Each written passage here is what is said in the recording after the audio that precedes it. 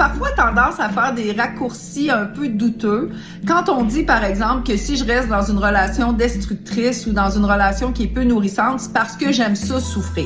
Il y a d'autres raisons qui peuvent expliquer pourquoi on reste là, puis on va en explorer quelques-unes ensemble, dont le besoin d'attachement, même s'il est insatisfaisant.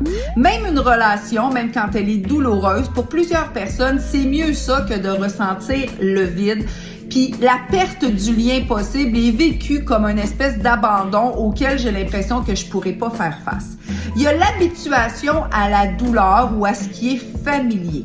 Alors parfois, la personne s'est adaptée à la relation, même si la relation n'est pas nécessairement bonne pour elle. Elle s'est habituée à composer avec la relation. Elle s'est trouvé toutes sortes de mécanismes de survie pour pouvoir trouver un certain confort. Puis on le sait, le cerveau, il cherche pas une relation saine ou malsaine, il recherche ce qui est familier. Alors si c'est quelque chose qu'elle a repéré ou vécu souvent dans sa vie, ça se peut que le cerveau, il s'en aille là sans qu'elle s'en rende trop compte. Il y a l'espoir que ça change. Alors l'espoir, c'est vraiment quelque chose qui mène le monde et les individus. Donc on se dit, écoute, ça pourrait changer si l'autre se prenait en main. Puis parfois, cet espoir-là est suffisant pour que je reste dans la relation. Il y a les peurs aussi des conséquences au changement. OK? Si je me retrouve tout seul, ça va être quoi ma vie, ma sécurité financière, mon statut?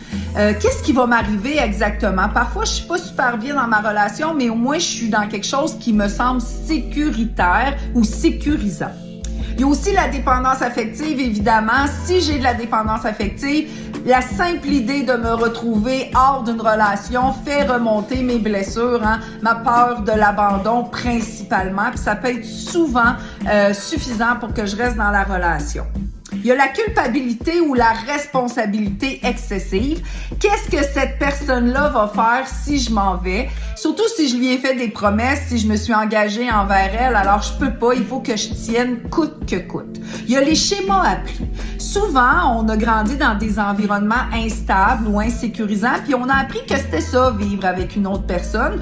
Donc, on voit pas pourquoi ça pourrait être différent pour nous. Il y a aussi toute la dissonance cognitive. Alors, quand on investit beaucoup dans une relation en termes de temps, d'énergie, de sacrifice, ça devient difficile d'accepter que c'était pour rien puis que ça finit par une séparation. Donc, on va persister dans la relation. Puis, il y a l'isolement, c'est-à-dire la peur de se retrouver tout seul si je quitte cette relation-là. Fait qu'on se rend compte que c'est pas si simple que ça pour les personnes. Puis, c'est souvent un mélange de peur, d'attachement, d'habitude et de mécanismes de protection qui font que je peux rester dans une relation moins nourrissante ou